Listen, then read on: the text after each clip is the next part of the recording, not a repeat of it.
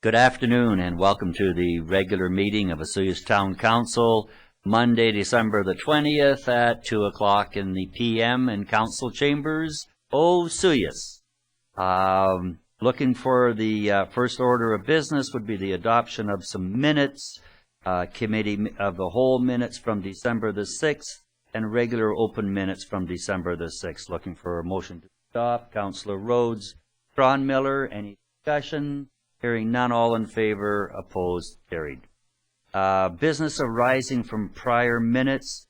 There is an amendment here from resolution number 47110, appointment of the Community Sustainability Action Team, the CSAT team.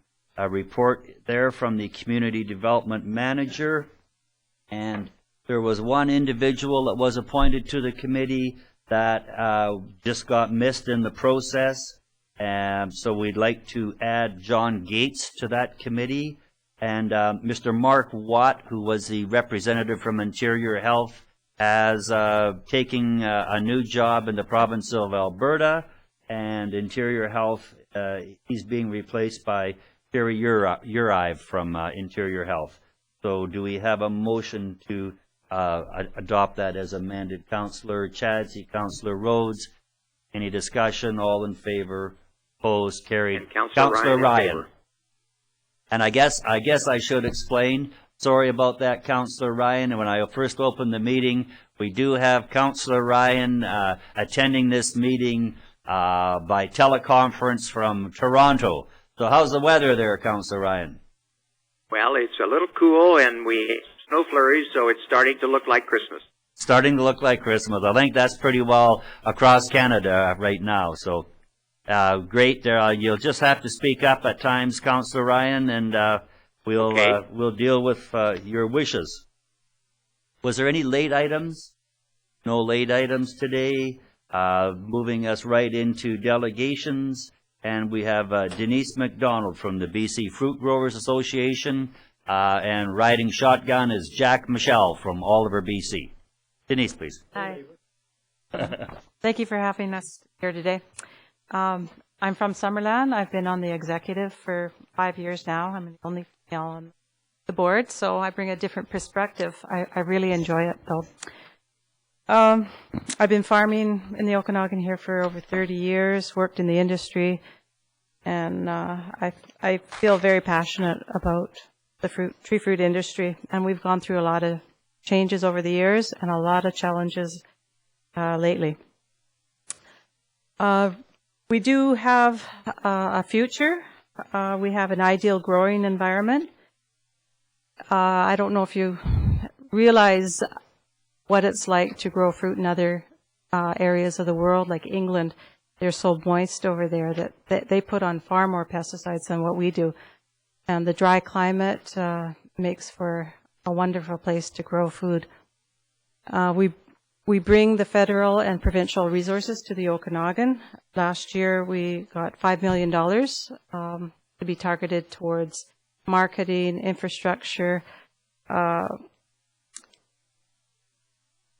some of the voids, gaps in our industry that we have neglected over the years. I think we're beginning to come up to speed. It's a different world out there as far as marketing food. We've got multinationals. We've got big stores who have amalgamated, and they're calling the shots now. A lot of times, the food safety issue in our industry, we've stepped up to the plate, and I believe we've spent millions of dollars on food safety, upgrading our infrastructure, but none of that money, and that is to be able to sell to these big buyers.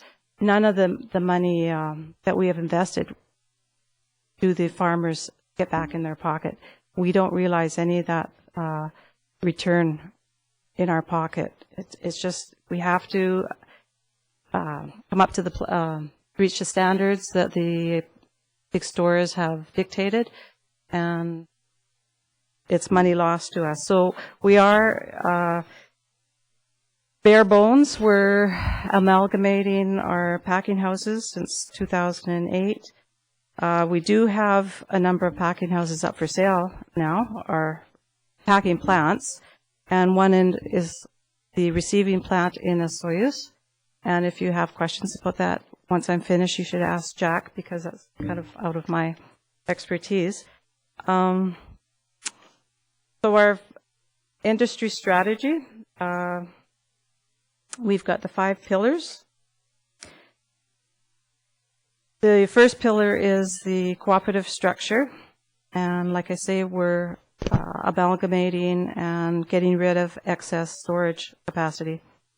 The second pillar is the quality. It's important in providing the most satisfying and safe eating experience for consumers. We are introducing food safety programs and continuing to focus on providing good and quality proven products. The quality of our products is also obtained through the improved storage and handling practices.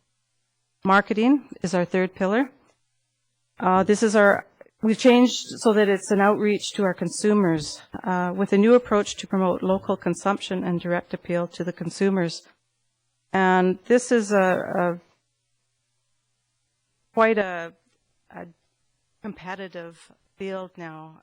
You probably realize with Twitter and all the rest of it, marketing has changed, and we're trying to adapt to the new world. And it's going to take a lot of brainstorming sessions, I think.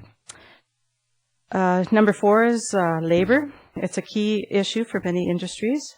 Tree fruit growers recognize the need to improve their facilities for labor, including housing, washrooms, showers, and eating areas. We are making the improvements as we can afford to. The BCFJ also continues to hold orientation sessions to Quebec workers and to work closely with the Mexican consulate to maintain high employment standards. And I applaud Soyuz for taking the initiative to help out in this area. It would be great if we had it up and down the valley. The 5th pillar is the introduction of new varieties of tree fruits. It helps us to produce something unique. The intellectual property rights with new varieties is a sizable business in the Okanagan. The Ambrosia is our premium apple. More so, 80% of all new varieties planted worldwide are varieties developed in BC at Park. And I would encourage you to take these new varieties and promote them to your tourists, because there's a real interest in new tastes, new varieties.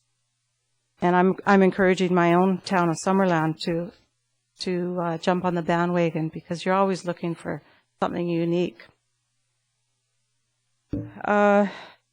Slide number 4, municipal partnerships. The SIR program provided the area-wide pest control. Municipalities and regional districts are having a very positive influence on the tree fruit industry and the environment through regional district partnerships in the SIR program. Benefits include positive environmental impact, area of low pest prevalence. This is an international designation, and it's a recognition based on scientific protocols. So it's not just a promise that we are looking at. We're looking for scientific models that we can promote to help sell our fruit. We now have applied to the Canadian Food Inspection Agency for this designation and anticipate a turnaround in 1 or 2 years. This international designation will be used in marketing of our fruits, and it's going to be based on the SIR program. Even though funding is tight, I realize, for the SIR program, this is an opportunity, again, to market the Okanagan as an area of low pest prevalence. And again, it's not just the environment, but you can market it to our tourists. And it will be, I liken it to a soccer game where we'll target hotspots for new pests that are emerging. I don't know if any of you are familiar with the spotted wing Drosophila that has just come into the valley in the last couple of years. We're going to have more and more problems with these pests coming in because of travel, international travel, and the rest of it. So we're going to have to target these pests, keep them under control, and the SIR model is what this whole area low pest prevalence designation is going to be based on.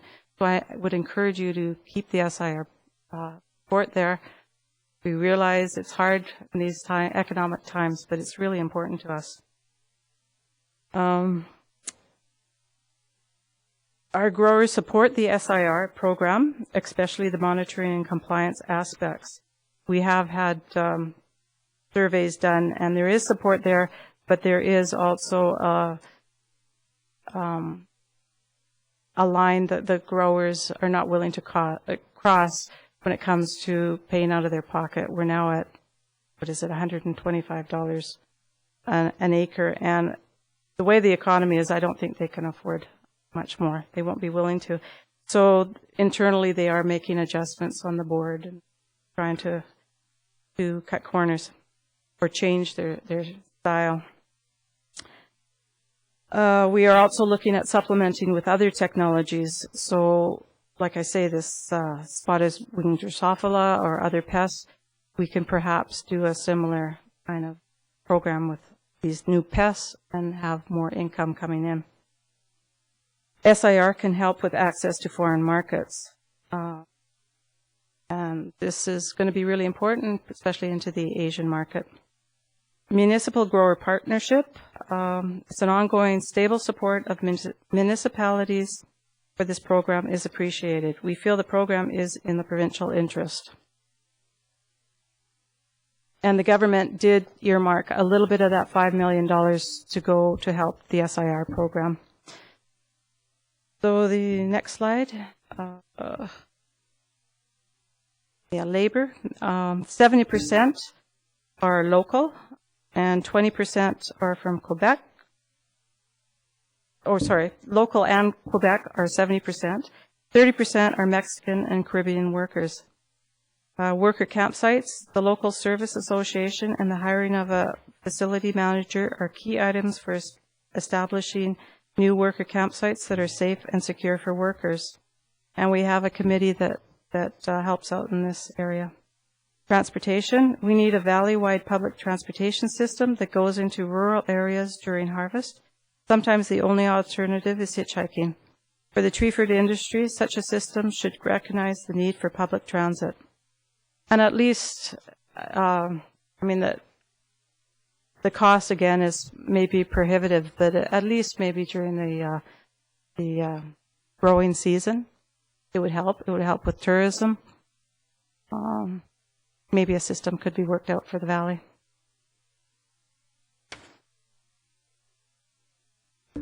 And land and water. The BCFGA supports the Agricultural Land Reserve, and I know there is some of our members who are dead set against it, especially the way the economy is, and if they were part of the land reserve, as Jack, you probably for the land reserve? Yeah. So it's kind of a funny thing for the BCFJ, a hard thing for the BCFJ to support. But in principle, we do support it, but we also need the government to step up to the plate because there's lots of challenges there. And then we recognize, and I know when I talk on the issue with government officials, it's not just preserving the land for the rest of the province to produce this food, but the municipalities have to have some help here because, it's not like having heavy industrial or residential and the taxes that come with it. So I think the government does try with their grant money and helping out with storage of water systems and things like that. But we can't let the Victoria forget about their duty as well. So with rural-urban conflicts, they increase with development. And the BCFJ is saying rethink the campsites within orchards. And I guess there's been some issues with some of our members have gone down the road with putting campsites in their orchards, and they're finding it's just not worth the headache. So it's not the silver bullet for us. It may be for, certain situations, but it's not for all situations. We need better support from province for agriculture, which would in return eliminate the need for alternative income from the farmland. So some farmers, myself included, kind of are annoyed that seems the stress has been from the governments to do everything but farm, make a living on the land. And it's just not right. But that's the way it's gone. So it'll change one day. Number 3, a secure supply of affordable water for agriculture. Right now, we are working with Ministry of Environment and the Water Stewardship Branch and the Okanagan Water Basin Board, the Stewardship Council. We're going to be brainstorming as to the new WAM process, the Modernization of the Water Act, and incorporating in that agricultural water reserve. Because down south here, you may think that you have good water security with your water licenses and the priorities, but the way water is being governed, it's not secure. And when we have a drought, you're not necessarily going to have priority. I mean, legally, you should have priority, but the way things unfold in a drought, you may not get it. So we're trying to secure that water for agriculture. And when you approve developments, large developments, make sure there's water, you have water license for that domestic use or the industrial use, because agriculture, if there's no use having an agricultural land reserve if we don't have water to grow that food. So it goes hand in hand, and we want it to be a more robust and transparent system so that we're all on the same page. And hopefully we'll do this before a major drought hits. From our involvement in this water issue, the feeling is the Okanagan needs additional water storage through provincial investments. So with climate change, we're probably going to have more moisture later on in the season, less snowpack. So we're going to need more storage in order to keep that water supply up. The BCFG could be a great partner with municipalities and irrigation providers and initiatives to the province. And again, we are working in that way. Starting in January, we're going to be diligently working with our water purveyors in the valley, trying to get this water governance problem set. So the next one, in summary, the tree fruit industry contributes to the Okanagan economy and lifestyle. We appreciate your strong partnership with the municipalities and their support for our industry. Together, we need to ask the province to strengthen agriculture by providing competitive resources for agricultural programs. And thank you for giving us this opportunity to provide you with a quick update on our industry. And I would encourage you to ask Jack some questions since the Soyuz shipping facility is up for sale. If anybody's got a question, I'll answer the best of my ability. Okay, I just, first off, I'd like to thank Denise for your presentation. And I'd just like to say that agriculture is a very, very integral part of the town of Osceola. We understand the value of it. Small town, a lot of the town used to be farmland, but we do appreciate the agricultural land reserve and the existing farms that are out there. A strong farming is a strong community in the town of Osceola. So we like you. We like what you're doing. We do have issues. We do have interface issues. There's no doubt about that. And someday we'll hopefully be able to resolve some of those issues. So yeah, we've got weeds, unsightly, all those sort of things that just are going to happen as long as we have a rural area and a town. There's two different approaches to how that comes about. So we'll keep banging away at some of those and hope that there will be some resolutions.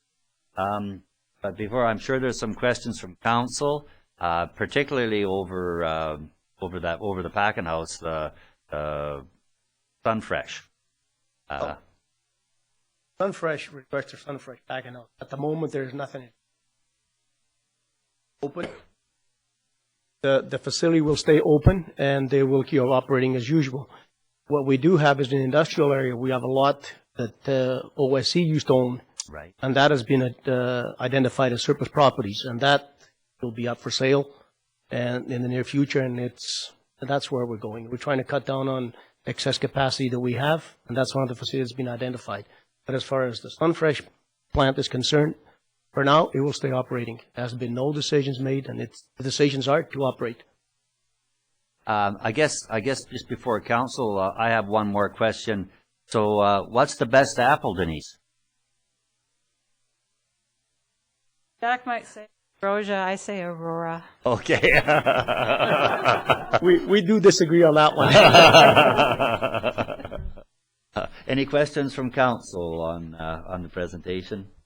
Denise, you mentioned that you're the only woman on the board, and congratulate you for that. Oh, thanks. I hope they're as tolerant and respectful as these guys are. Oh, they're great. Good. And I actually am quite tolerant of them. Oh, yeah. I'm not so. But I would, in my female vision of this industry, I mean, it's a little much for these guys sometimes, but, you know, this business of us selling some of our lots, our land, it could be an opportunity in some communities to partner with the industry and to get the people in these towns. A lot of them are retired, and they maybe would like to invest in a food security system for the Okanagan Valley, and it could be an opportunity. That's my vision, but I know reality is a little different. Okay, thank you. That brings us to the next item of business here, which is dealing with some water matters, and I'm looking for a motion to approve paying the water accounts in the amount of $8,556.99. Councillor Laurangel, Councillor Morera, discussion. All in favor? Opposed? That is carried. In favor. Thank you, Councillor Ryan. All the way from Toronto. That must have been the time delay on there. Possibly.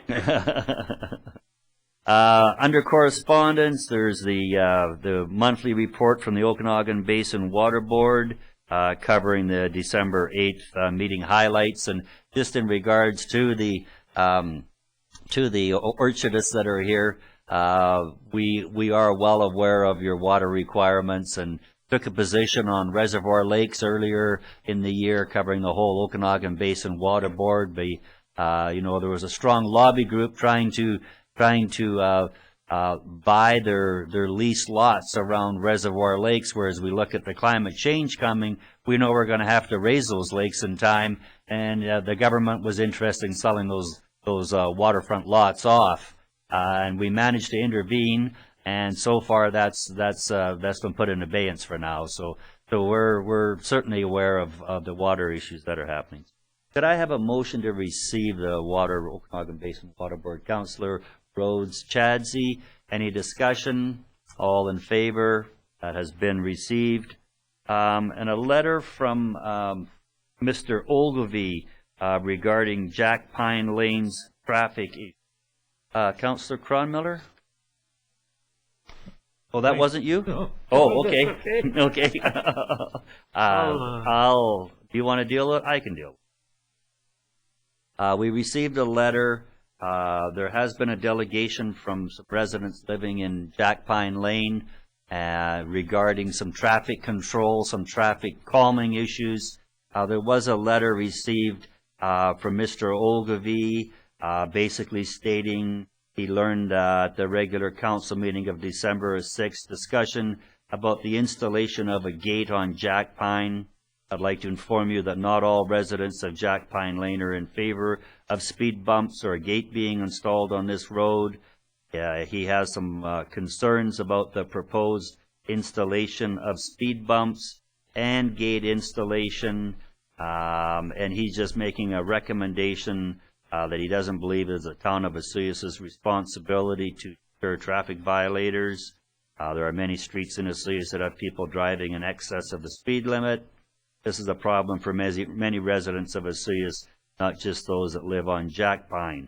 I think a better solution is to let traffic violations be looked after by the proper agencies. Yours sincerely, Blake Ogilvie. This is just received for information. Motion to receive. Councillor Rhodes, Councillor Cronmiller. So that has been done. We are now looking to bylaw amendment number 1251.01. Councillor Chadsey. Thank you, Mayor Wells. This bylaw came to council at our December the 6th meeting, and at that time we gave it first, second, and third reading. We were advised that it was, the amendment was to correct some existing housekeeping items, such as punctuation and grammar, incorrect numbering, and the omission of a partial sentence. The bylaw is back before council now to rescind that third reading because it was a little bit more than punctuation, grammar, and an incorrect numbering. And so I have to just go one more page here. In actual fact, there is a section of the bylaw, section 4, that deals with the actual changes. And one of them is the punctuation and grammar, and the other is the addition of the word building official. And there are several more that council has before them. And so I'd like to make a motion that council rescind third reading of bylaw, here we go, bylaw 1251.01, and to re-give third reading to bylaw 1251.01 as shown on the report. Councillor Rhodes is a seconder. Any discussion on that? Still sounds like it's housekeeping to some degree to me. So it does not change the intent of the bylaw at all. No, any discussion on that? All in favor? Opposed? That motion. Councillor Ryan in favor. Thank you, Councillor Ryan. And that has been carried. Brings us to business portion of the meeting. Business 1 is Jack Pine Lane, and we have a report from our Director of Operational Services, Mr. Doucette, please. Report number 3. As you can see, at the last council meeting, the main question to me was actually coming up with the impacts on the community and budgetary impacts as well. So before you have it. I believe, again, I had some discussions with members of the insurance people and also professional traffic people, and they strongly not recommend a gate as it is a hazard in itself. They do recommend, I guess, or they suggest speed humps, not bumps, but humps that might slow down the traffic. However, again, from the correspondence today, I think this is a situation where it'll be a no-win situation. But you have before you the recommendation. I know signage may not be the answer, but I think it may be the first start. Do this in stages and take it from there. Okay. Is there any questions of Mr. Doucette? Council?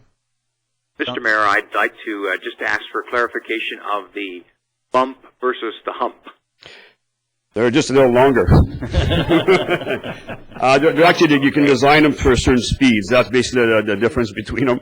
A bump is also what you see at in parking lots. A hump, you can design them anywhere from, I guess, 50 to 30 to 20 kilometers an hour. They also suggest strongly that a policy is made on this so that we don't start having these all over the place. There might be some unique situations where they might be a benefit, But we have to be extremely careful where we start putting these, and the policies will be very important at this time as well. So we won't be able to do these till the spring anyway because of so we'll have time to look at policies and coming up with ways of, if that's the decision of council. And of course, as we've Well, seen Mr. with Mayor, the, I'd like to make a motion on this. Councillor Ryan? Thank you. I'd like to move the option 1 with some additions. So option 1 would be as stated, and then to continue that the staff also proceed to draft a policy regarding speed humps and install one or more of these speed humps in accordance with best traffic safety practices if the signage is not judged to be effective in slowing down traffic. Okay, And so, I'll speak to that if it gets a seconder. okay, do we have a seconder for that? Councillor Cronmiller seconding. So that is very similar to the option 4. It The is, recommendation of except 4. I've said one or more because I think that when it's indicated here, put one at the location where the gate was proposed, and I think that would take care of things coming in going westbound. But my recollection when the delegation came was that they said there were also people coming from the Cottonwood Drive, and they were speeding up eastward. So it just seems to me that I like the staged approach that's being proposed here by the director, but I'd like to also see the policy drafted, because if we have to draft it and look at it and approve it, we might as well do a couple of these things in tandem and at the same time. So that's the reason for my adding on a little bit more. And as I say, not just to add one, but in terms of best practices and traffic safety, to perhaps put one or more. Okay, thank you. We have a seconded motion on the floor. Any further discussion? Councillor Cronmiller. Thank you, Mr. Mayor. Mr. Doucette, I have a question with regards to this. Rather than a gate, did you discuss closing it off altogether? No, we haven't. They don't care for closing public roads, period. First of all, it wasn't designed that way. I mean, it's not designed for, to be a, I guess you could make a cul-de-sac on the wider part of it, I guess, but we never looked at that. It's something we could lack. I mean, these gentlemen, these guys that do come in, they come in on a regular basis. So maybe next time he comes in, I might take him for a visit and see what he looked at it. But no, that wasn't, closing a road was not they don't think it's a good idea. Because I find this to be a very unusual circumstance in that it's a straight road and then becomes a lane. That's Right. residential road that That's- becomes a back lane. It's unique, you're right. And it's very unique that way. It is. And as I've been over there and taken a look, the affected residents are minimal. And to block it off really doesn't affect a lot of people. Most people on Maple Street have access front on Maple Street side, and those on the back side. To their garage, yes, or to a backyard, but they could pull into the yard and go back out the same way they came in. People on Highway 97, again, there's 5 houses that are affected there, a minimal amount, and there's really no problem there that they couldn't. They just go down to their residence, pull in, pull out. They don't need to have a through laneway. The residents, yes, Yes, but a lot, and everybody. emergency vehicles, I disagree with as well. And maintenance and. Yeah, I disagree with most of it, except maybe maintenance. Plow were to go down there and turn around, yes. But a plow could just plow to the, you have to turn around like. Yeah, But that's about the only thing I have. Yeah. Police, fire would probably do most everything from Maple or Highway 97. Go down the back lane. So I find that it's really, I think it could be just off. That would be like at the narrow point or at either end, right, completely? At the narrow point at the end, at the where the residential street ends and the laneway starts. Okay. So I would speak against it. Okay. Okay. Any further discussion? Councillor Rhodes? So, couple of questions. Where exactly does it transition from a lane to street? First question. And the other part of that is, if we are successful and move this motion forward, what criteria do we have available for adding more? Because they are quite costly at $2,900 a piece. And I'd like to know what criteria will determine if we're going to add more. Again, that's where the policy would come in. And I think that's a big part of where the road engineer didn't mention, or traffic engineer mentioned, that it is just as important as the proper design of them, as having a good policy to make sure that it's in place at the right locations. And where does it transition? It is basically right behind the Highland Inn Motel, I believe. That's right at, it's about 2/3 or 1/3 if you're going eastbound or westbound. So a speed hump, in essence, would temporarily slow traffic. Yes. Lots of opportunity. And the reason that the location that was stated is the fact that, like, my understanding of the delegation that was here is that when they come out that narrow part onto the wide part, that's where the problem lies. And then what you do is you have signs that says bumps or whatever the case is, and it slows down from both sides at that location.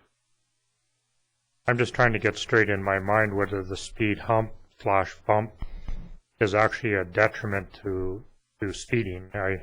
Again, it's like anything else, Yeah. you know. If you spend a lot of hit it money too on it. fast, who knows what could happen? I mean, it's one of those situations that there's always a negative to the good, I guess. Councillor Chadsey? Thank you. Ron, is the ones on the road up to Inconneep, Bump, they are speed bumps or Bump. speed humps? bump, They are a bump. yes. Okay. It only makes you stop. Okay.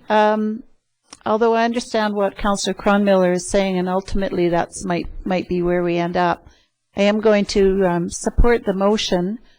I think we need to start with signage. Although I won't make this part of anything official, I would like some signage to be at both ends that quite clearly says local traffic only.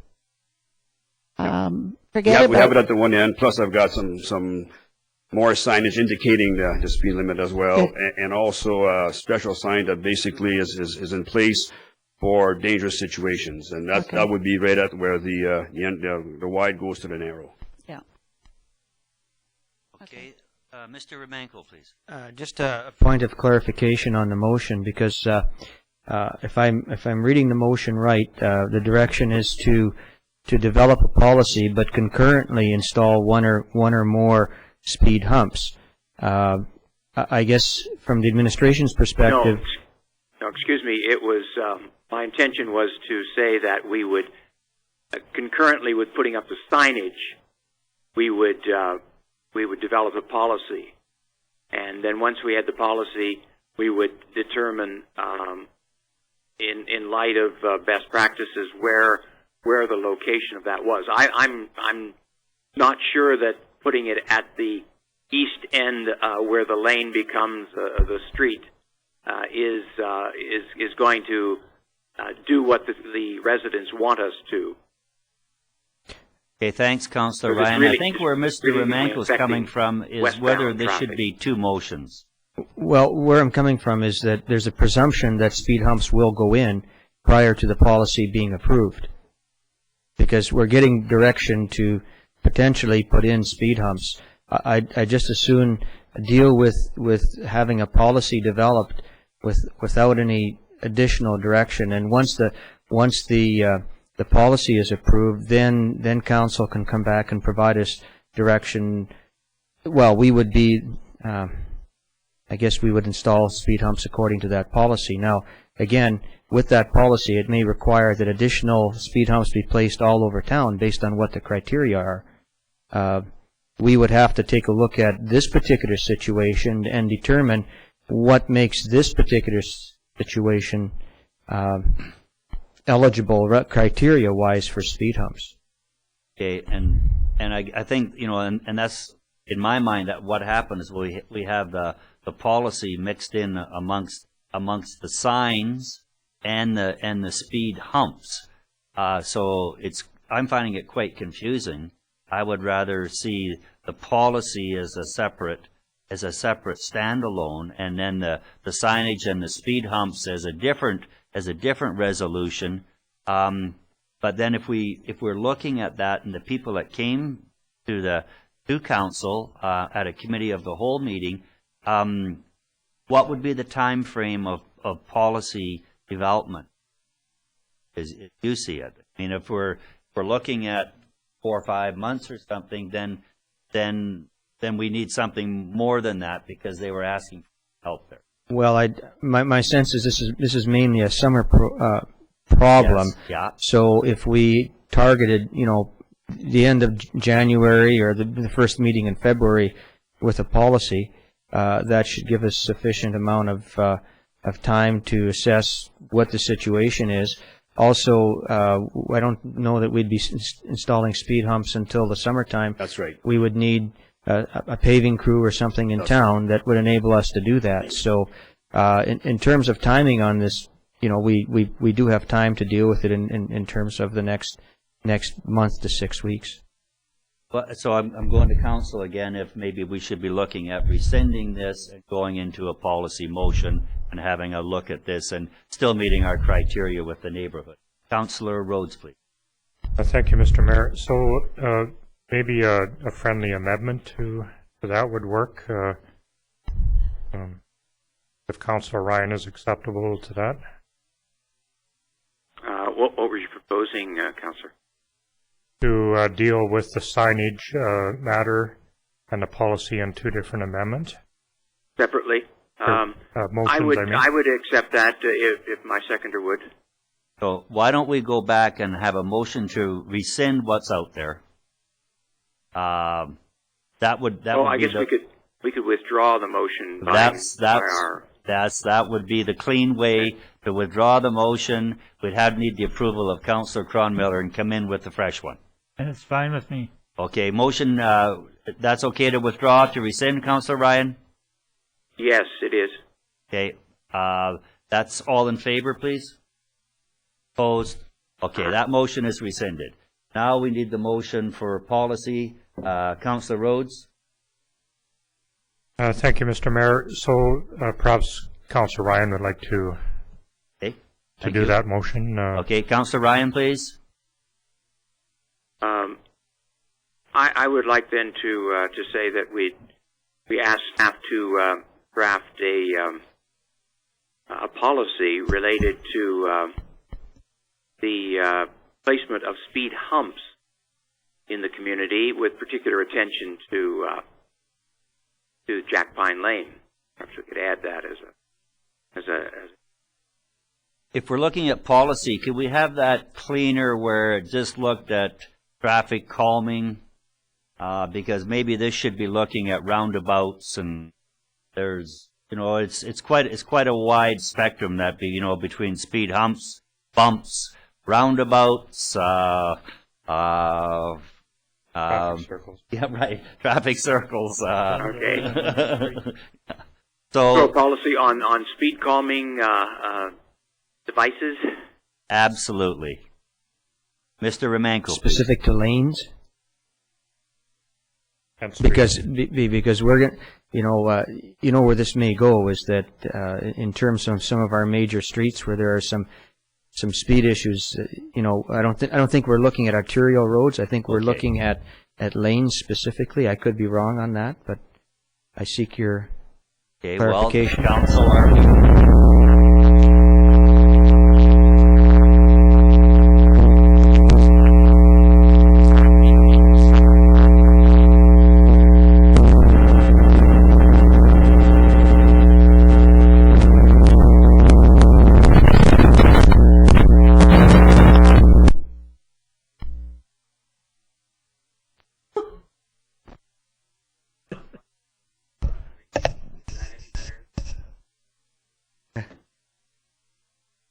So just to repeat that, now we're at traffic calming. Maybe we're at too wide a spectrum. Is that what I'm hearing, Mr. Romanko? That Well, I think the aspect of traffic calming is good, with the exception of how wide in the community we want to go. And I was suggesting, just because the focus seems to be in lanes, that we would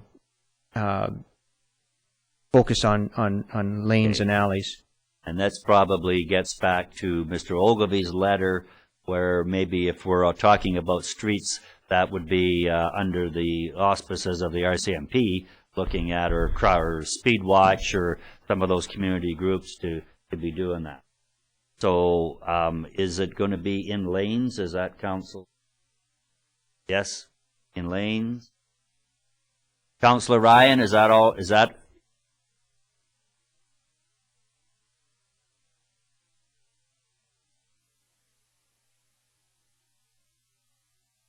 Councillor Rhodes. Second that. And that's seconded. Is there any further discussion? Yes, okay. That would be helpful. Thank you. Moved by Councillor Ryan and resolved that staff proceed to draft a policy regarding pumps.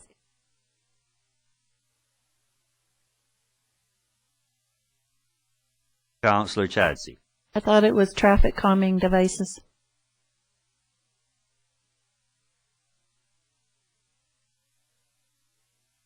Because then we get speed bumps and speed humps. A bonus. Sorry about this. Okay. Anything further from council? So we'll have that read one more time, Ms. Van Vienen.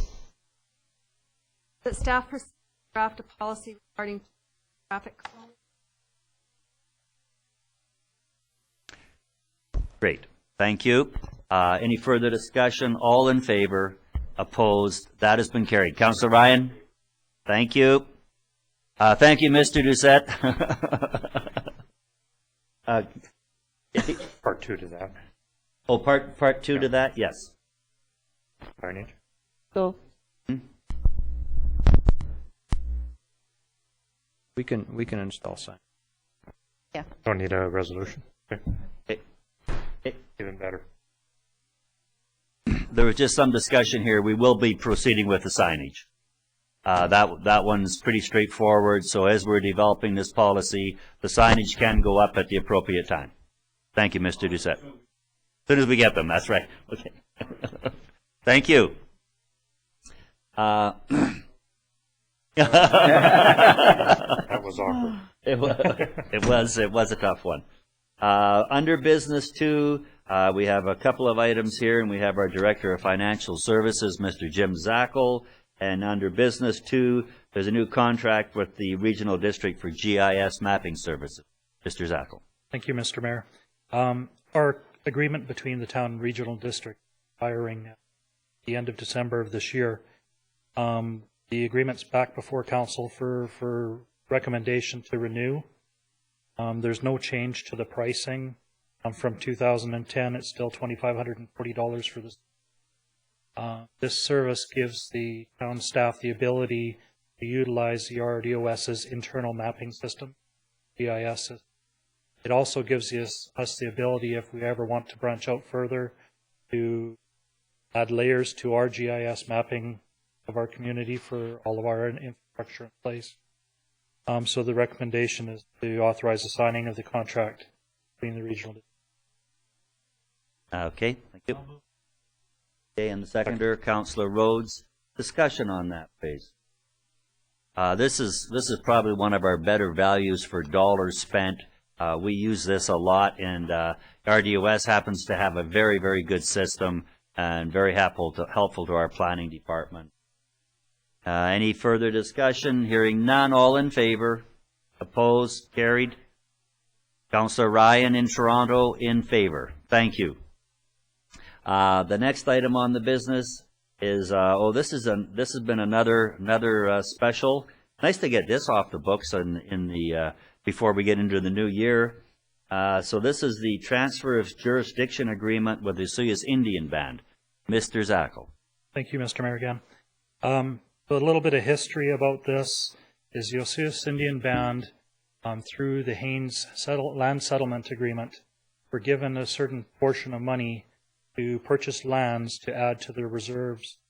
In this process, there were 3 properties that were purchased in town boundaries, which are now 4 lots instead of 3 properties due to the subdivision on 45th. So the transfer jurisdiction agreement that we've worked on is basically the agreement between the Osceola Indian Band and the town to authorize the transfer of these lands through the addition to reserve process. Some history on that is before this process took place, we wanted to ensure that our road exchange agreement was all taken care of, to ensure the roads or the connectivity in town was in place and our road structuring was there. This has, some benefits and some drawbacks, of course. What we get out of this is a new realigned portion on 45th Street, which is a safety improvement to the Highway 3 intersection. This cost is 100% paid by the Osceola Indian Band. Also, the future extension of Cedar Lane. We've got that land in place, and that portion of road would be developed at the point in time when the lands become developed. So again, 100% cost to the developer, not to the town. We have an extension of water and sewer mains. Again, improved infrastructure at no cost to us. We've got a half roadway allowance that was given towards the end of 45th Street that goes towards Cottonwood Drive. We recover an estimated 10 years worth of municipal taxes. It's understandable that we're losing these properties to future taxation, but at least we cover 10 years. In addition, the other one is a continued good working relationship with the town council and the band. My recommendation is to authorize the signing of transfer. Great. Councillor Rhodes, please. Thank you, Mr. Mayor. I'll move that we authorize the signing of the transfer of jurisdiction agreement between the Osceola Indian Band and the town of Osceola. Councillor Chadsey is the seconder on that. Further discussion, please. The Rhodes? Okay, I'll go to Councillor Rhodes first.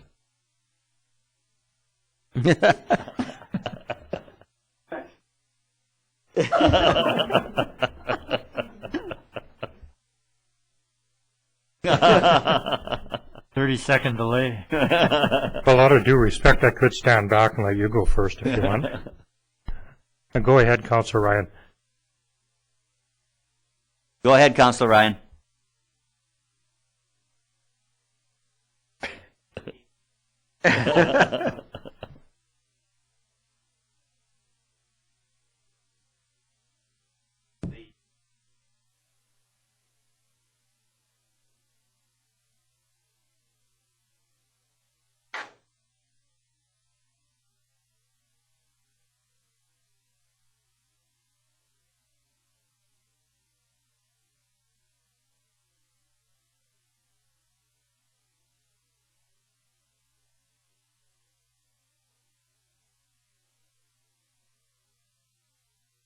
Thank you, Councillor Ryan. Councillor Rhodes, please.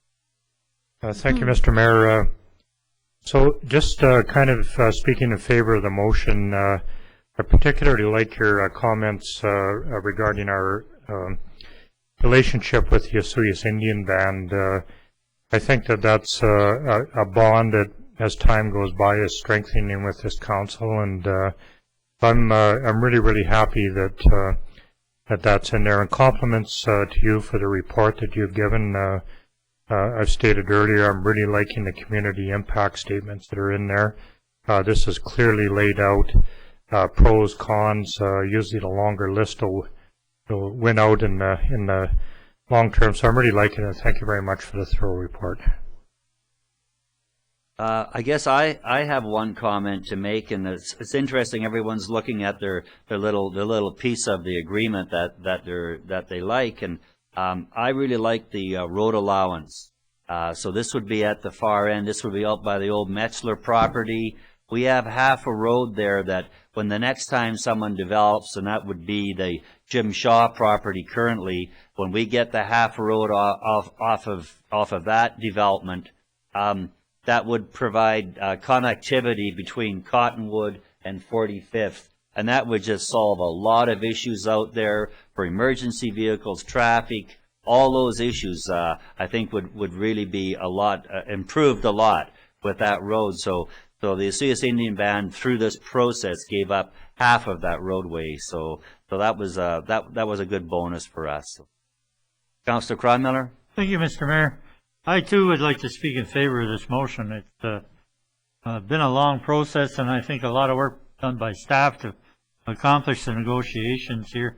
I think the Osoyoos Indian Band decided that purchased some properties and had an opportunity to add to their reserve lands. Came to the town and worked to develop a partnership, and as a result, we have this agreement that we have today. And I really think it's exciting to see the working relationship and partnerships that we have with the Osoyoos Indian Band, and I'm pleased to see that those will continue. In favor. Thank you. Anything for Mr. Romanko, please? Just before we leave, I'd just like to pass on my compliments to Mr. Zackel in terms of the work that he's done on this particular agreement and also on the 45th Street alignment. All the negotiations, the work, patience, and the leadership he's shown through this is certainly, he spent a lot of time talking to lawyers and on both sides, and my compliments on this. Take a bow, Mr. Zackel. Thank you. Thank you. That's what I was going to say. I really support this also, and I think I commented on this to Chief Louie early on, that they had a fairly substantial parcel right on Highway 97 that could have been developed for something fairly significant. And instead they opted to allow this road to pretty much dissect that huge property into to two smaller ones. I do, Jim, just have a question. I guess I'm surprised by the amount of taxes, or the little amount of taxes that were paid by. Is this a true? So the Calcat lands really only paid $380 a year in taxes? This is based on municipal taxes only, so it doesn't Right. factor in all the other levels of government. Okay, thank you. That little brain freeze on my part there. Not a Thank problem. you. Should have been a little more thorough on that. And agricultural. Yes, And and agricultural agricultural. Right now, because the Calcat property did have orchard on it, it was Right. assessed as farm. However, the Metzler did not, so it was assessed as residential. Oh, okay. Anything further? All in favor? Opposed? Carried. Thank you, Councillor Ryan. Next item of business, we had an RFP out for our landfill operation and the maintenance of such, and we have a report again from Director Jim Zackel, and I also see that the Becks are in the audience here as we move forward with probably the awarding of this contract. So, Mr. Zackel. Thank you, Mr. Mayor. The Osoyoos sanitary landfill contract expires again at the end of this year, and we went out to RFP through BC Bid, town website, and advertising in our local paper. We received two bids. Two requests for proposals back to this contract. One was from B&B Wood Grinding, second from Hoban Equipment. Some of the new requirements of the sanitary landfill operator that we've requested that they provide their own cover materials, since we're moving towards the second phase of this landfill process. Also, that we wanted to take care of demolition waste in a different factor. We're trying to pull out as much as we can out of the active phase. So whatever we can basically recover, sort, to make recyclable, we're trying to do that. So one of the processes was for the contractor to provide a rate sorting demolition wood waste demolition. In addition, our composting operation go full time. Current system proposed with enrolling, which also includes all the grinding of green wood waste. What we've or with the proposal that B&B Wood Grinding has given us, we're looking at an budget increase of $15,000. And how I'm recommending that we can take care of this increase in cost is through two different factors. The first one, by increasing our demolition charge to account for that increase to the operating cost of the demolition waste. And the second one is utilizing our sale of compost revenues to absorb the remaining portion of that increase. So we're not looking at any tipping fee increases other than the demolition wood waste. And my recommendation as well is to award the Oswego Sanitary Landfill Operation contract to B&B Wood Grinding, 5-year period. I would stand here and I'd stand anywhere service that we've received from our operators. There have been nothing but exceptional there. They've been very, very good to work with. Thanks, Mr. Zackel. Councillor Rhodes, please. Thank you, Mr. Mayor. So I'd like to make a motion that we do that. I won't read the motion again because Mr. Zackel had the proper wording for it. There's also a move. Okay, and seconder, Councillor Chadsey. I guess I have a question, if that's okay. How expensive is that demolition component getting when you raise that up? It seems to me to have a fairly large number there. Where is that in the valley-wide perspective? Or we can do a little bit of research into that. Right now, I think our demolition tipping fee is $125.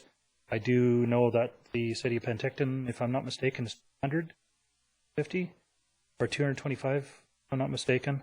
What I'm recommending is we just increase our tipping fees to ensure that we're getting the base $65 or base tipping fee rate plus the cost of doing business for sorting the demolition. Because that was the biggest issue with this materials in the past, was they're taking up airspace, and we were trying to deter people from just hauling it in that way. We're hoping that they would sort it themselves and pay the smaller cost, but it's not cost prohibitive right now. Okay. Councillor Rhodes. Thank you, Mr. Mayor. So speaking in favor of the motion, I'd like to just say a couple of things. First off, I don't spend my whole life thinking about our landfill. Be a lot of people would think otherwise, but that's not altogether true. But how good is this? A couple of local folks have worked very hard at that facility up there, and I'd like to take us all back in time, 10, 12, 15 years ago when that area up there was an indiscriminate dump where you could take almost any product ever manufactured or made by mankind and other things and just kind of dump them in a hole in the ground, and they would cover it over and hope for the best. The current operators up there and the ones that we're proposing receive this RFP have changed that a lot. It's now a well-organized, kind of a neat place to visit if you're so inclined. Stuff happens up there that's good, positive, and boy, that word sustainability is something that's really applicable to that facility, so I'm speaking very much in favor of that motion. Thanks, Councillor Rhodes. Any further discussion? Councillor Ryan, how are you doing?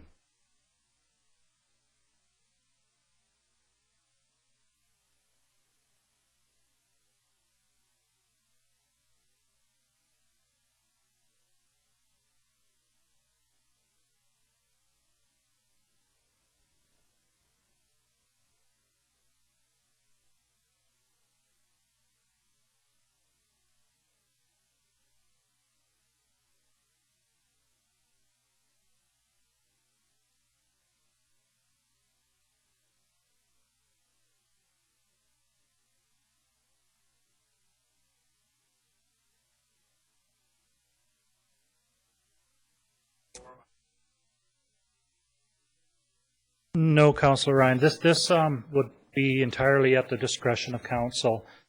Basically, what's being proposed is that we establish a place on site at the landfill for depositing of glass. There is no market currently for glass recycling, and what glass recycling is being utilized for right now is final cover at the landfill, currently at the Oakey Falls landfill. So what we're suggesting is we should utilize our supplies for our own landfill. It can be council's discretion to have the recycling bins available. However, it does have the issue of dealing with broken glass in that recycling area, and this was just an option to try to clean up that type of an area. Thank you. Any further discussion? All in favor of the motion? Opposed? That is, thank you, Councillor Ryan. That is carried. Congratulations to the Becks, and I'd just like to say that when we looked at the figures and the main components of the contract, the local folks here, the Bill and Jill Becks from Osoyoos, they were the other bidder was 2.5 times higher. So it was really good to have these local operators here, and of course they do such a fine job, and they are in the audience here. So congratulations once again. Next item of business, I'm going to turn over to Mr. Romanko, our CAO. It's the towns, next two items actually. It's Towns for Tomorrow and the business plan. And the business plan itself is Mr. Romanko's passion currently. So I'll let him talk about that, and he might as well do the grant application for the Towns for Tomorrow. Mr. Romanko, please. Thank you, Mayor Wells. Just following the agenda, we'll deal with the Towns for Tomorrow grant application first. I've provided council with an information package on the program, and basically this grant enables the town to apply for a $400,000 grant, the matching component of $80,000. It's the goal of the administration to find grant programs that will maximize the amount of grant that's available in terms of the application. And to that end, when we took a look at the projects in our business plan, we thought that the combining of two projects into this grant application was the best way to go. Those two projects were to build to do pedestrian safety improvements and develop a sidewalk and trail between Golf Course Drive and Highway 97. A second project would be the restoration of Lakeshore Drive walking trail. As I said, these projects were discussed between the administration and council during our business planning sessions. These projects are very they're high in the town sidewalk development plan, and they would also enhance the walking hiking experience for residents and visitors. This area has a very high pedestrian traffic related to fitness walking, high school students, and visitor hiking. So this, in essence, will enable our walkers to move from the canal trail all the way up into the mountain area in a safe manner. The approximate project cost for the development from Golf Course Drive down to Highway 97 is $373,000. $373,000 based on February estimates, and those estimates included lighting as well, down the street lighting from Golf Course Drive down to the curve, and then trail lighting along the roadside. These estimates were for standard lighting, and it's our intention to get lighting for estimates for LED lighting. A second project is the restoration of the Lakeshore Drive walkway. This project would see the redevelopment of the existing walkway area that has deteriorated due to root infestation. The walkway is certainly a liability to the town relative to trip hazards and poor visitor and resident experience. This is a very highly used walkway, and We would like to bring it up to a higher standard. We've identified the areas that need replacement, and it's hoped that there is sufficient amount of budget to accomplish both projects in its entirety. So we're in the process of getting the final costing on that. However, the grant administration requires that the council provide a resolution approving the application as part of the application process, with the grant application due January 14th. So this is the last meeting before council. So that being said, the administration is looking for a motion from council to approve the application for the Towns for Tomorrow grant. Funding be the sidewalk and walking trail development and improvements from Golf Course Drive, Highway 97, and Lakeshore Drive walkway. Great. Councilor Cronmiller. You know that. Yeah, I'd be pleased, Mr. Mayor, to move option 1 to approve the project and provide a resolution supporting the project for the walkway from Golf Course Drive to Highway 97 and for the improvements on Lakeshore Drive. Councilor Rhodes as the seconder. Speaking to the motion, Councilor Cronmiller. Thank you, Mr. Mayor. I'm pleased to see this, and I hope it comes to fruition. It's always nice to find grants to pay for things that we don't have to pay for out of our tax money. So, and certainly a badly needed connection. I think that for the residents of the subdivision of Fairway Hills and Dividend Ridge, it's there's always been a little disconnect from the rest of the town because there isn't that walking path, and also there are no lights. And the street lights that'll provide it here and the walkway path would certainly be provide that connect. It lets us know that, yeah, we are part of Osoyoos and part of town, and sometimes it's not always perceived that way for some reason or another. And also it's just a great exercise place and makes things so much safer for everyone that uses that walking area. And Lakeshore Drive, of course, anything improvements there is certainly a good plan as well. Thanks, Councilor Cronmiller. Councilor Rhodes. Thank you, Mr. Mayor.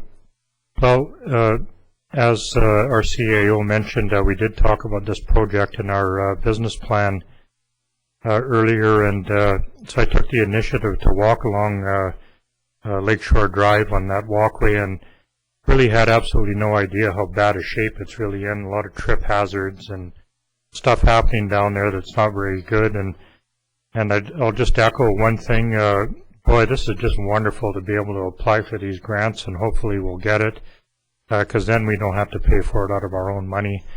And I just wanted to remind everybody that this particular Towns for Tomorrow grant is the same grant that allowed us to construct our solar array at our sewage ponds up by the golf course. That solar array still ranks up there with one of the largest in the Okanagan right now, and to the best of my knowledge is working very, very well, helping us keep our energy costs down. So once again, I would really support this grant application. It's worked really well for our town in the past, and hopefully we can move forward with these two projects now. Thanks, Councilor Rhodes. Councilor Chadsey? No, I think everything's said. I think it's just a marvelous idea. I think our issue is we have so many things that we'd like to spend the grant money on, and so we have to really work through what is the greatest benefit, and do we have other monies that can go other places. So certainly the sidewalks on Dividend Ridge, and then the safety issues down to the to Highway 97 are really necessary, and I know the walkway on Lakeshore Drive is in bad shape, and of course it's just used so much during the summer and the winter. There's always somebody walking along it, so I support it. Thank you, and of course I do also. That's just that's a great place to spend that money. Those high-paying property tax people that live up at the golf course up there, they have been isolated. There has been a spark gap up there for quite a while. So to have that connectivity right down to the highway and part of our hiking and biking trails and getting up past the old Dividend Mine, it's just I think it's just real solid gold project, and looking for. I hope we can get it. Are these pretty well a shoe in these towns for tomorrow, or? My understanding is that they are, but you know, things change. Things change. We got the last one we applied for. Right. Councillor Ryan, before we vote.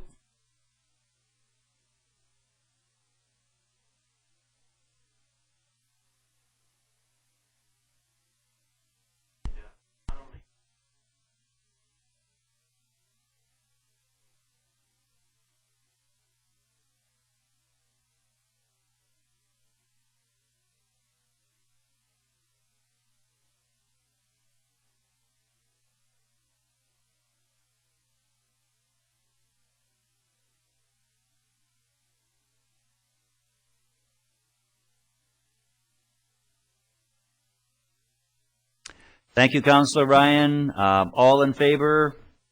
Opposed? Carried. Thank you, Councillor Ryan. Next item of business, again, Mr. Romanko, the 2011-13 business plan. Thank you, Mayor Wells. Just as background information, the business plan is a governance and administrative tool that assists in the orderly identification and assignment of community administrative projects. It's put together through a collaborative process involving the administration and council, identifying priority work tasks. It's done through a process that has the administration meet and identify projects, the council meet and identify projects, and then we build the business plan from the two meetings and when we both get together as one group. I have attached, looking for council's approval, the 2011 to 13 Town of Vesuvius business plan.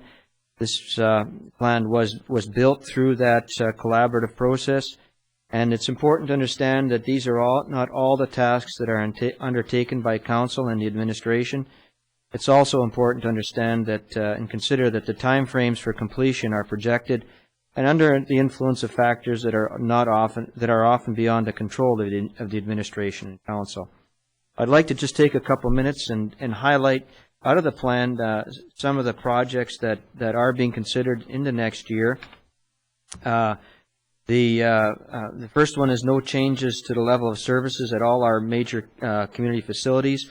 However, depending on the agreement to operate Desert Park that is developed with CIRAC, there is a discussion about the discontinuation of the squash courts. We talked about the Towns for Tomorrow application. That was next on the list here. Hopefully that will be approved.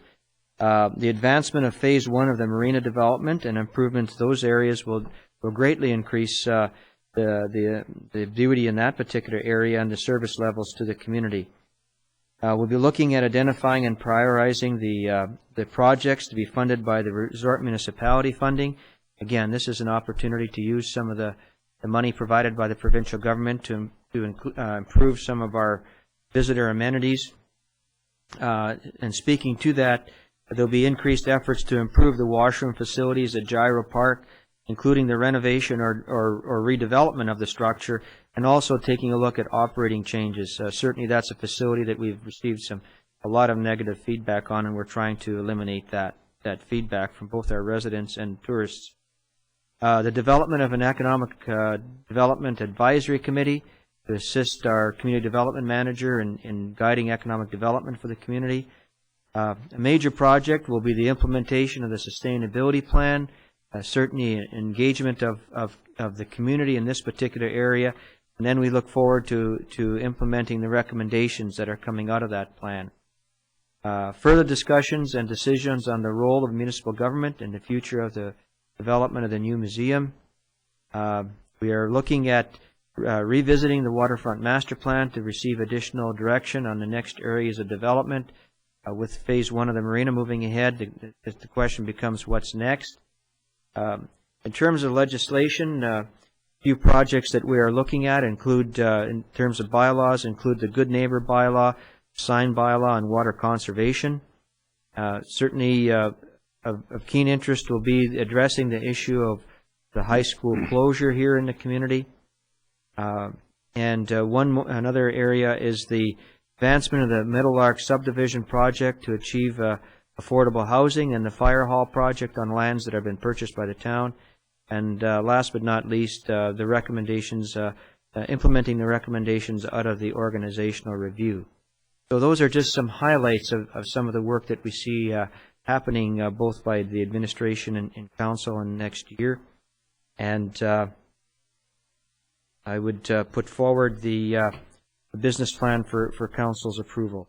Just to one more point in terms of the process, this document is the foundation document for the work that needs to be done, and it sets up the tone for the budget that we are currently working on.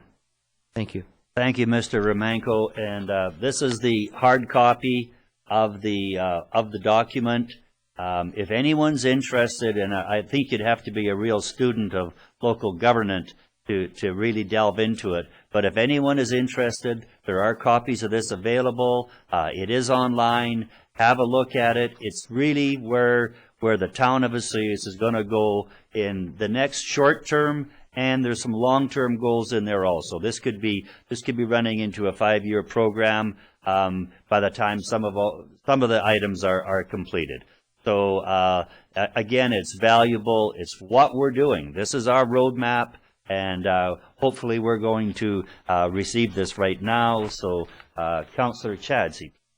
I'd like to make a motion that council approve the business plan as presented. Yep. Councillor Rhodes is seconder. And speaking to that, please. Councillor Rhodes. Thank you, Mr. Mayor. First off, I'd like to congratulate Mr. Romanko for providing this document for us. If I haven't learned anything else in the last 2 years, running a town is probably one of the most complex things that I've ever run across. Cost more than anything that I ever imagined. And boy, without a plan, you're on a ship that's sinking in the ocean. That would be me speaking in favor of it. Okay. Thanks, Councillor Rose. Councillor Chadsey, please. Thank you, Mr. Mayor. It is quite the document. There's so much in there that I forget. If somebody asks me, well, what's in the plan, and I just draw a blank because it is so simple in some places and so complex in the other.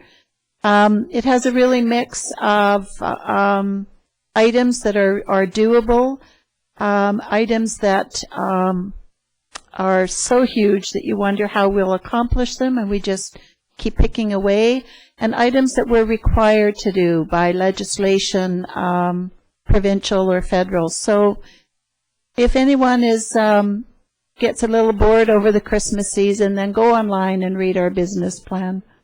But it is good. It's good for us. Thanks, Councillor Chadsey. Anything further? All in favor? Opposed? Fine job, Mr. Romanko. Thanks a lot. Next item of business is the cash requirements and the recommended approval of the general fund cash requirements in the amount of $126,320.44, and to approve the Sunbowl fund cash requirements in the amount of $5,536.31, and to receive the net payroll accounts of $65,372.16 for the period of November 27th, 2010 to December 10th, 2010. Is there any information on that? Hearing none, we will approve that by consensus. And that brings us to the council remuneration and expenses.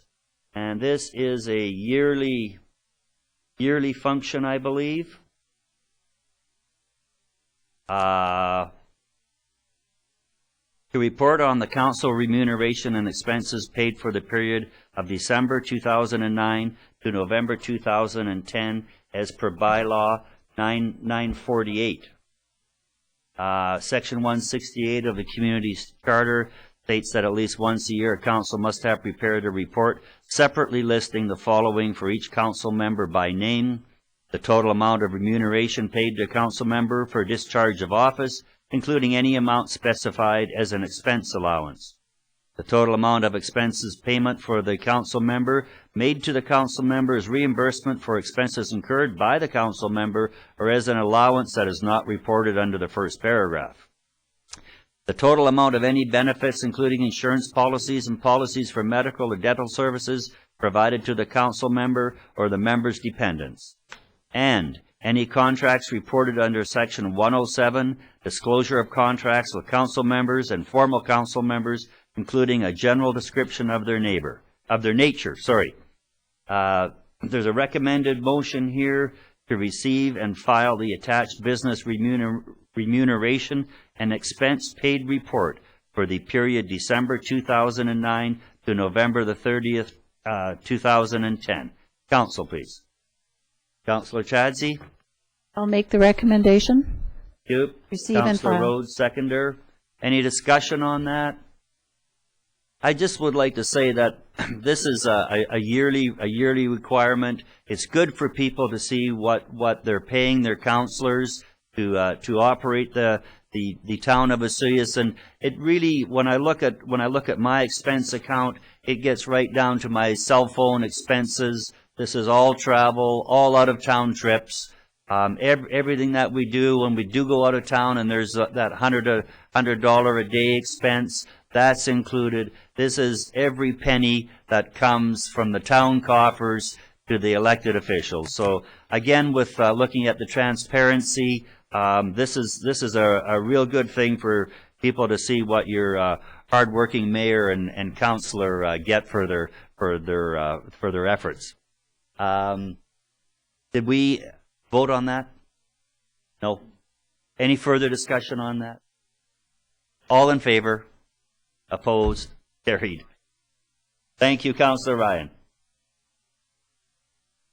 The next item up would be the draft minutes of the Lake Recreational Committee.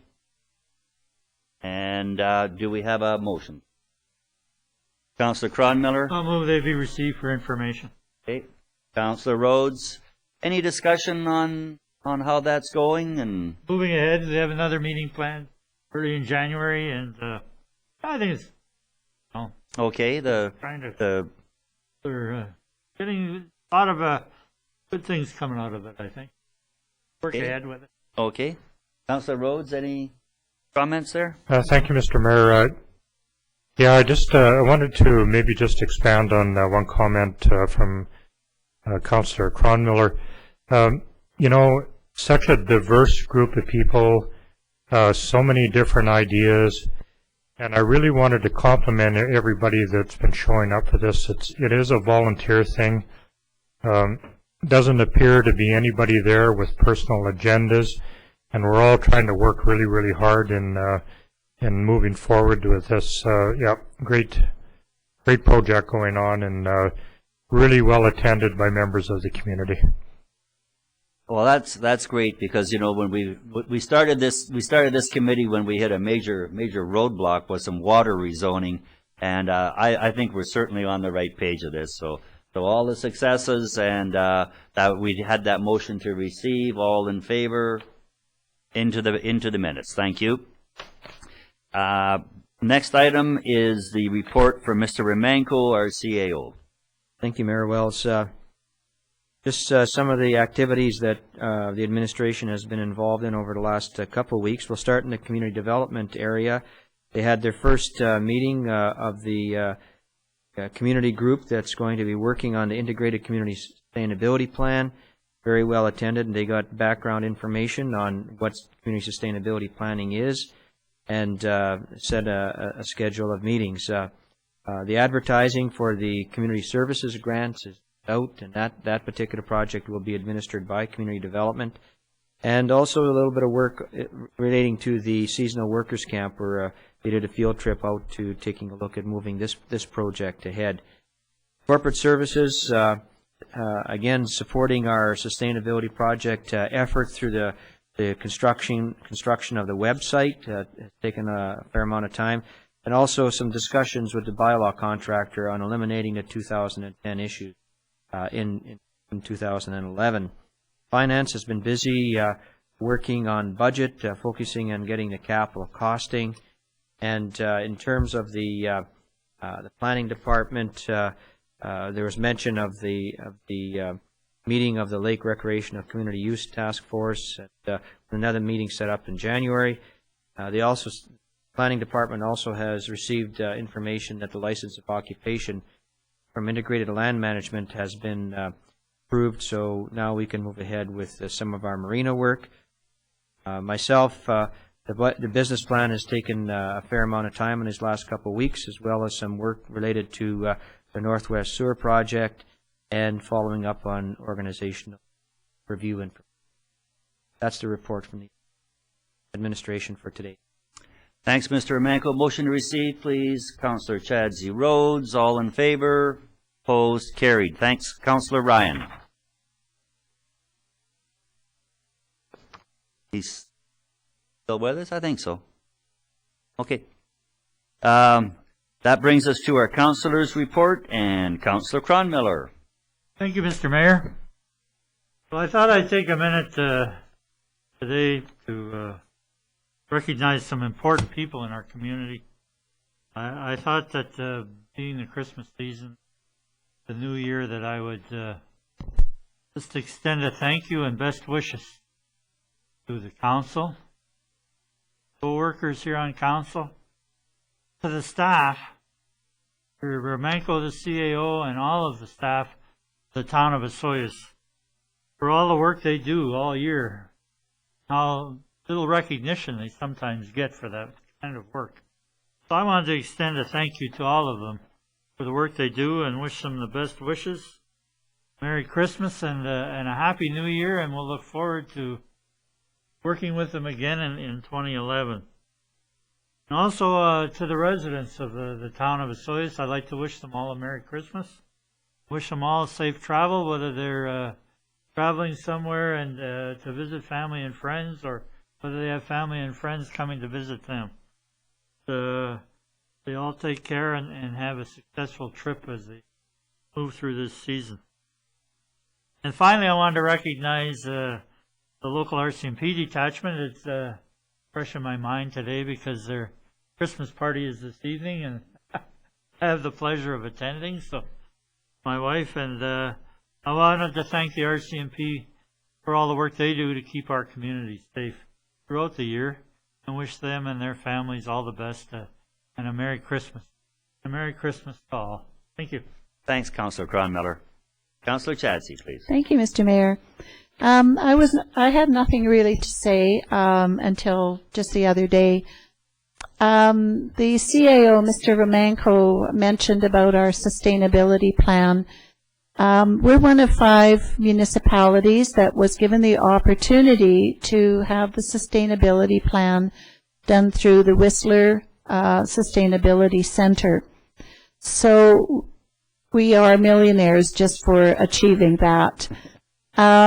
We then put an ad in the paper, and we have the most wonderful group, again, of people who have stepped forward to volunteer their time and their experiences to assist council in putting the best plan forward. So now we are millionaires again. We did have our first meeting, as our CAO mentioned, and on January the 14th, Friday evening, and then January 15th, Saturday, there will be the ability for all of the residents of the town to go on up to Sonoras Center and meet the committee members, look at what the sustainability plan entails, give us your views on all of the plan or portions of it, if it's just energy or if it's transportation, if it's recycling, whatever. We want your input. Whatever the plan is that's finally developed, and it will be finished by April of 2011. It must reflect the vision and the desires of the residents of this town.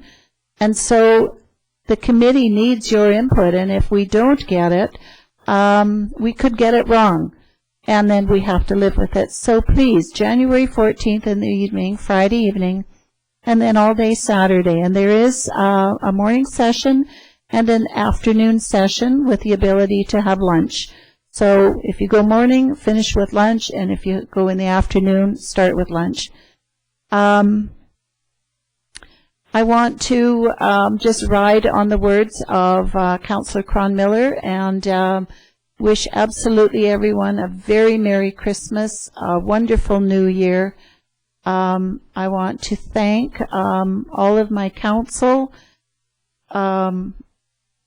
the staff of the town, all of the people who have assisted council and staff in making this a wonderful place to live. And I guess I just want to just take 1 second and thank my husband for being so tolerant with all the meetings that we've had to attend this year. So thanks, Brian, and Merry Christmas to everyone. Thanks, Councillor Chadsey. Councillor Rhodes, please. Thank you, Mr. Mayor. Well, I'm going to start off with wishing everybody Merry Christmas and Happy Holidays, and I really, really hope that 2011 is everybody's best year ever. And, you know, as we move into that making a resolution time of year, I hope that everyone will leave a little room on their list for our environment. I'm hoping that everyone will try to reduce what they use, reuse whenever possible. I hope everybody recycles and composts. And remember that your vehicle uses more fuel after 10 seconds of idling than it takes to restart it, and that water conservation is your responsibility, and that even the simplest of efforts go a long way to making our carbon footprint a little smaller in our community. Thanks, Councillor Rhodes. Councillor Ryan in Tirana.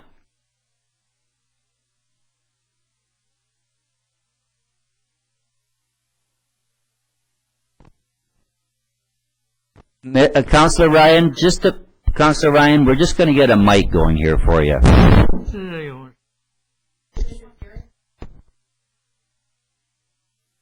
Okay.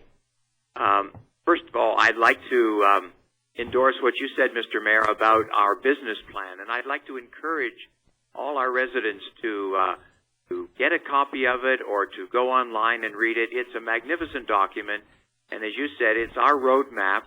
And a lot of work goes into it. Our CAO put a tremendous amount of work into it, and council reviewed it on 2 occasions with the staff, and we're very proud of it. We think that it represents the direction that is going to enhance our community in so many ways. The kinds of things people have talked about, they're going to find in there. So I do hope everyone will seriously have a look at it. Secondly, I'd like to thank my fellow councilors for the cooperative spirit that we enjoy and which I have found so rewarding, and also to thank Mr. Romenko and all our staff for their hard work and the support that they provide for us as councilors to do the town's work and all the work they do, of course, carrying out our directives and our resolutions. And also to our residents, especially those that have given their time, their talent, and their energy over the past year to various committees and groups and task forces and so on, advisory committees. They are really very dear to us. And for everyone, a very happy Christmas and happy holidays and the best of all good things. Thanks, Councillor Ryan. Thank you very much. Glad I was able to participate in this, even though I'm not in town at the moment. Thanks, Councillor Ryan. It was really good having you attend, and you're a real trooper. You went through the committee of the whole this morning, followed by the in-camera meeting, followed by the regular meeting. That's a long time to be doing telephone stuff sitting there by yourself. So your input was very welcome, and Merry Christmas to your families in Ontario. Thank you very much. I guess for my report, there's just a few things. I was always busy with the Okanagan Basin Water Board, and one of the highlights was a visit here last, or I guess it was around the 9th, of a grade 2 class that came to do an interview with the mayor and council, and Councillor Chadsey was here with me. We really had fun. It was very challenging and actually quite daunting, because they all came with a question, and they were tough questions about governance and what we did and why we were happy, or what made us not so happy, and what we were trying to achieve. And it was really a wonderful experience. And I think Councillor Chadsey has suggested that maybe we should go back and visit them in their class and ask them some of these same questions. So I think we'll try to fit that in sometime in the new year. I'd just like to remind everybody of the Festival of the Trees over at Spirit Ridge. These are 28 trees that were decorated by different organizations and businesses in the community. If you have anyone here over Christmas time, do go over and see them. It's a spectacular display. It's free. They're in 3 different areas over there, so make sure you see them all. If you want to vote for the most popular tree, it's free other than the voting. I think is $2 a vote. It's all going to the Children's Hospital. We're one of only 6 communities in British Columbia that has this Festival of the Trees. So do take advantage. Take your little kiddies over there. It's truly spectacular. And I guess when I look internally a bit here, it's been a great year as mayor. We've had some areas where we certainly had to hunker down and make some attempts to get it right. We've done a great job I believe of listening to wonderful council and staff to work with, and we are the local governance for some of the luckiest people in the world, and those are the people that get to call Osoyoos their home. And to all those people that get to call Osoyoos their home, Merry Christmas, and for goodness sake, stay healthy. Thanks a lot. Motion to adjourn. Councillor Chadsey Rhodes, all in favor? We are adjourned. Mine's in favor. Thank you, Councillor Ryan in Toronto. We are adjourned. Good afternoon.